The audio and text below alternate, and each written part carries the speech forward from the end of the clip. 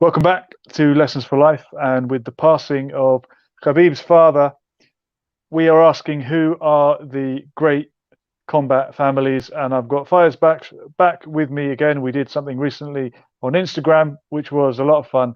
And tonight Yeah. we're going straight to YouTube. Welcome back, Fires. Thank you. Thank you. Thank you for having me. And you're a big martial arts fan. Are you a Khabib Yes. fan? Yes, 100%. It's hard to find anyone of a Islamic background who knows about MMA who isn't a massive Khabib fan. He's managed to unite people in that respect. But yeah, he's impressive. He has. And his father was a very impressive trainer. Hmm. And I saw a few clips of him recently, and what came through was the emphasis on following the instruction of your father. They said in our country, in our tradition, when your father Yeah. says something, that's it. And he said, Khabib will not question it, whatever it is, he will not question it. And I think he was talking about forgiving Conor McGregor, who had been so Yeah. disrespectful and rude.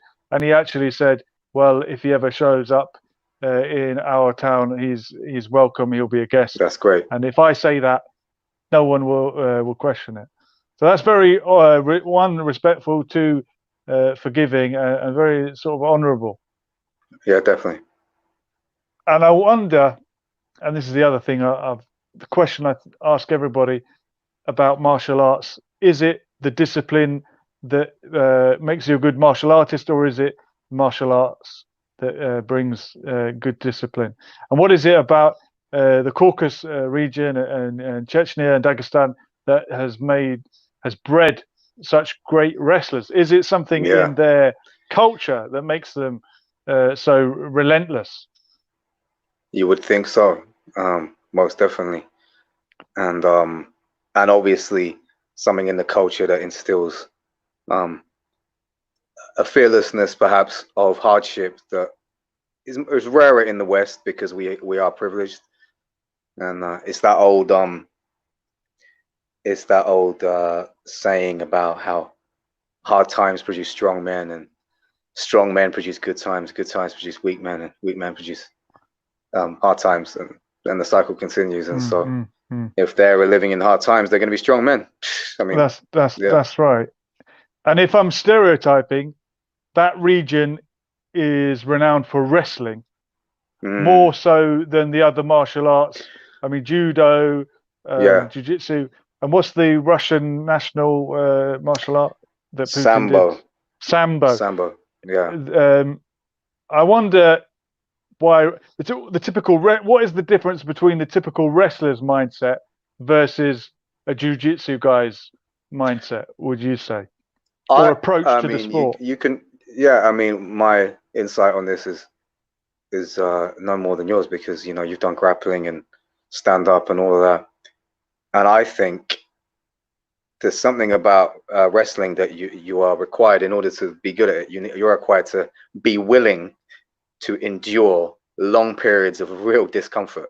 Whereas Mm, with striking and even jiu-jitsu has this as well, but like, you can kind of create space, you can create openings, you can take breathers, you can take breaks. If you're strategic enough, you can play it safe. Of course, you might get tapped out or knocked out, but with wrestling, it's just go, go, go, go, go. There's mm, really no rest, mm. and you have to have a special mindset to just be willing to feel like you're drowning and you can't breathe and not give up. Um, because honestly, if the people who are listening have never wrestled, like, gone long, it might be an inspiring situation with a wrestler. It might be surprising to you how uncomfortable it is, and how you want to give up before anyone's even done anything to you. Like, under a heavy dude who's just got you in a compromising position, to not give up there takes some fortitude, I would say. Yeah, I remember watching quite a funny sketch about the typical wrestler versus the typical BJJ guy. And the Mhm. typical BJJ guy was very sort of friendly, almost hippie-esque, like, oh, I can't wait to get to know this guy that I'm about to roll with. And the wrestler's like, oh, I'm going to Yeah, pulverize him. But to stereotype them both, it's very explosive and powerful and about overpowering someone. Whereas Brazilian Jiu-jitsu and judo and other sports and disciplines that came from that tradition were more about the smaller guy overcoming the bigger guy. Yeah. As you were saying to me offline earlier about the Gracies who put forward this smaller guy to make a win the statement. UFC. Yeah. In fact, let's start with the Gracies, as we are meant to be talking about great combat families. I don't think we leave ourselves much room to improve, but the Gracies for you would be the greatest family, Yeah, right? I can't see an argument that and there's another combat family which would even come close in the combat world to the accolades and the heights that they reached, and they are, they're still very relevant. Their legacy has provided the foundation for an entire sport. So, yeah. And one of them recently, I can't remember. There's so many great Gracies. I saw one of them recently saying that when a Gracie achieves something, including winning the first ever UFC, they give all the praise and the accolade to their sport. That this was Gracie Jiu-Jitsu that won the day. When other athletes make an achievement, it tends to be the individual that's praised. Or that's a great. He's a great boxer. He so and so is a great wrestler. But they were very much trying to put their version of combat on the map and prove there you go. There's the a strength guy in that kind of egolessness. Yeah. I that's a nice observation, because I think there's a strength in that kind of egolessness in itself. If you fight for something bigger than you, I think you've already got an advantage. If you're just fighting for yourself, it doesn't seem as consequential, and you're probably not going to be as driven. But yeah, that's conquering oneself. Yeah, that's known as the greater jihad. This video has just been flagged now, and it'll be investigated. Really? But there's certain words that trigger videos and then they disappear and come back. That's interesting. But yeah, I'm new to this, so that's interesting. Means wrestling with oneself, right? The nefs or the ego. And which every spiritual teaching is really about that. In fact, not just spiritual. If you go to a shrink, it's going to be about that. Or if you're into law of attraction, or if you're any framework you like to use for your self-improvement, and yes, religion I would put on the category of that, because it's about transcending this world, this life. Yes. So there should be nothing controversial about this idea of greater jihad, because it really is a consistent concept in every spiritual teaching, that you're supposed to overcome the insistent self, the I, which can make life difficult. If you live in the ego, we all know it. It makes difficult for yourself and for others who know you. Do you think the Gracies were spiritual? Did they ever talk about God or a creator? I don't know if I haven't heard them speak about God, but well, my perspective is that if you go in depth, and they obviously have an in-depth knowledge of their martial art, if you go in depth, especially something like martial arts, but in any skill, any discipline, any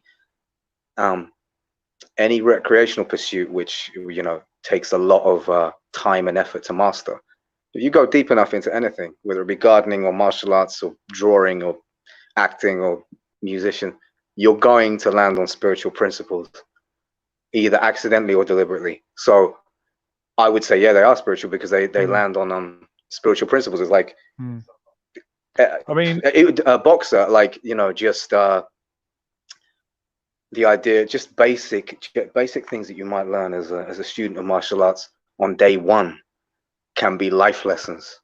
Like, even as a wrestler, just don't, how when I first was trying out like Greco-Roman takedowns or whatever, and my trainer just said, don't ever force the takedown. Don't chase the takedown. Let it come to you. Or it's the same that a boxer will say, don't headhunt. Don't look for the knockout. Let it come to you. Or if you're scared of getting hit, you're likely to get hit. Like, these are true of life. If you focus on the very thing you're trying to avoid, your likelihood is you're going to attract it. Wow, this is like Buddha. Like that. So all life is suffering. Suffering comes from desire. To escape suffering, you need to escape. You let go of your desires. And I always thought, well, isn't that a desire in itself? But that's it. You have to step out of that. Maybe the caveat is that's the one desire, the supreme desire is to, I don't know, but yeah. Yeah. So it's interesting that I never really heard the Gracies refer to God specifically, but they were very spiritual in their approach, in their humility, in the way they would come out to the octagon, or they would have were they hands on shoulders, was it? Yeah. Much like the Brazilian football team who came out holding hands, and this idea of unity together. Similarly, Tyson Fury, and here's the next great combat family, the Furies. In the dressing room before Fury comes out to the ring, they huddle for a prayer. I don't know if you've seen the footage, but about half of his team and entourage are Muslim. The other half are Christian. Travelers tend to be strongly Christian, often Roman Catholic. And they say two prayers together. They say, right, who's in for a prayer? Someone says a Christian prayer. Someone says a Muslim prayer, and they all observe them both so respectfully. And it's humility. And the bottom line is always, dear God, keep both men safe in the ring. It's really incredible. And it's a side of Tyson Fury that the mainstream media would never portray. You'd have to dig up. He shot himself in the foot a bit though in the early years with his comments because he thinks women look good in a dress. Things like that. And obviously he wasn't PR trained, so but he's a great advocate, I think, of the sport. Yeah, I think he shot himself in the foot by just being himself and maybe not having that filter and not knowing what's PC and what's not PC and how do I censor myself. And other fighters are very good or marketed very cleverly. Do you follow in that vein? Are you willing to say things that are on PC in your broadcasts? I'll be honest with you. I said greater jihad earlier on, and I'm already worried about my channel. There are certain words you will say that will make your video disappear. Sometimes it comes back. Sometimes it doesn't come back. I'm hoping. Have you found yourself ever consciously holding back a perspective and thinking, I better not say that? I would try to rephrase things sometimes. But if you would like to get involved and derail the whole show, the link is in the description. If anyone would like to come in and talk about this, I mean, that's an interesting thing about this current time is that there are loads of really sensitive subjects. So if you wanted to go down that road and become a rebel, you wouldn't have to try very hard. It would be very easy, actually. That's you just have to say, there's a couple things you come to mind. You could just say it, and you're a public enemy. So you'd be a shock jock. But quite a few. I mean, we're off topic slightly, but a lot of channels have gone recently, and I'd love to talk to you about censorship another time. But the Furies are up there. As a top combat family, you got. Can I throw a wild card in? Go on then. A wild card that comes to mind. Yeah, a wild card that comes to mind is Tyson and Customato, and obviously they're not blood, but that he essentially. Sorry, father figure. Father figure. Exactly. Yeah. Absolutely, and a very powerful bond that they had, which, I mean, this dude, he was going. He was in a self-destructive place, and arguably even at the pinnacle, he was still in a self-destructive place. But Customato managed to successfully channel something that perhaps, I don't know, it took a special chemistry to achieve that with Tyson at that age. And and people often say that no one. I wonder what would have happened if Customato had lived on, but what would have happened if he'd never found Tyson. In the comments, which I've been unfortunately ignoring, we've had a suggestion of the Mayweather family, Floyd Money Mayweather, or Pretty Boy as he used to be known. So the uncle was the trainer, but Roger Mayweather. Didn't they have a falling out and then they got back together? Money. Sadly.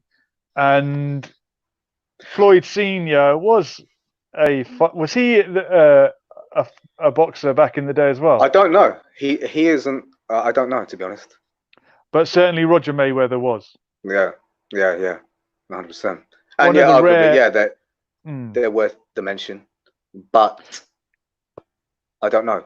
I don't know how much we can attribute that to Floyd Mayweather's greatness. Do you think in a father-son boxing or other combat sport scenario, it's more likely that a mediocre fighter will produce the world champion rather than a world champion producing another one? Because I think if you've got too much to live up to, like our friend quitters never win and winners never quit. He doesn't talk about that you anymore. need to do more of that. Yeah, That's his son that's very good. hasn't got to the great heights of Chris Senior, whereas Tyson Fury's dad boxed in the day, did okay. I think his greatest or the highest level he reached was a loss to future WBO champion Henry Akinwande. So, you know, he was a contender. He fought against a world champion. And then Tyson, the next generation comes, and I guess he can learn from all of John's mistakes, right? If someone's done it all, what can you build on? Yes. I'm thinking I think that's true. other example, like Jordi Cruyff was never going to be another Johan Cruyff. I can't think of any other father-son sport. I think that's there's something in that. That's very astute. But also, I think that the success of to get to the elite of the elite, you need good trainers and you need a good family dynamic helps. But you also need to have that special potential as an individual, that gift. And if you have that, if you had that once in a fact, it just seems unlikely, like lightning striking twice. Like if the father has that enough to be a Chris Eubank, and his son's doing well, but it's just, is it likely that his son will as well? Yeah. Is it, or is he just riding off the momentum of a father? Yeah, the name. I mean, conditioned him. We've all seen the latest Rocky film, Creed and Creed 2, which is, I'm sure it's. I haven't seen the story. The story goes, he gets the limelight because of his father's name, but he wants to break. Well, he's a guy who tries to make it without using his father's name. Then they discover that he's a Creed, and it's like, oh, well, let's get in the big bucks. So if you have that surname, if you are a Eubank or whatever, or even Joe Fraser's son, Marvis, was it Marvis Fraser? I remember seeing him get demolished by Mike Tyson, but he was up there. He would have been a world level contender. I'm sure Layla Ali was world level and was a world champion. Yeah, I'm not sure how much influence Muhammad Ali had on his daughter, but I'm sure he supported her and gave her the best head start that anyone could want. But in the end, you've got to achieve it for yourself, right? You're alone in the ring or the octagon. And even to venture outside of combat sport for a second, like Brandon Lee, son of Bruce Lee, still martial arts. I mean, he couldn't. I mean, of course, he was unfortunately killed. You know, he was very young. But Bruce Lee's he reached such a height. He was a pioneer. It would be hard for his son to be a pioneer in the same way. Like, yeah, and sports change, especially martial arts and MMA, which has evolved so much. There will never be another Bruce Lee, and we can speculate as long as you like about how well he would have done in the UFC as it became. Yeah. But I'm sure he was great at what he did. I want to do a whole show on. And he was a genuine pioneer, a genuine visionary. He created. He wasn't just a practitioner. Exactly. In the chat, question from Alex Jin: do you think Khabib will be able to fight soon in September, or does he need more time? I don't know. The talk is Gaethje, isn't it? The talk is that he's going to fight oh, really? Gaethje. Yeah, because he derailed the what's his name? The hype train. Oh, Tony Ferguson. Yeah. He unexpectedly defeated Ferguson. Yeah, that was a shock. Ruined it all. That's how badly it damaged. I forgot his name. We forgot his name, and he was on you top got of memory loss from it. Yeah, exactly. The man From the is saying concussion. the Shamrocks, but now Frank and Ken are not on speaking terms after the No, death of their father. there you Oh go. no. That's an interesting one. Mm, that's sad. I didn't know that. Other They're questions? not actually because they were one was adopted, I believe. Okay. Ken, they weren't blood brothers, Brandon but they Lee was shared. getting as good Yeah, as his father before he had that accident on set. Although not professional fighters, but inspired generations of champions. Are we alleging that the accident might have been deliberate? I think there are conspiracies floating about Okay, that. I don't. Yeah, There always will be. I love a good conspiracy. I'll have to look into that one. Yeah, a I good one. Yeah, I believe. I believe them all, or yeah, some people do. yeah, So look, we've had the Eubanks, the Furies. We've had Muhammad Ali and daughter, Joe Fraser yeah. and son. Of course, Khabib and his late father, who's just passed, and the Gracies.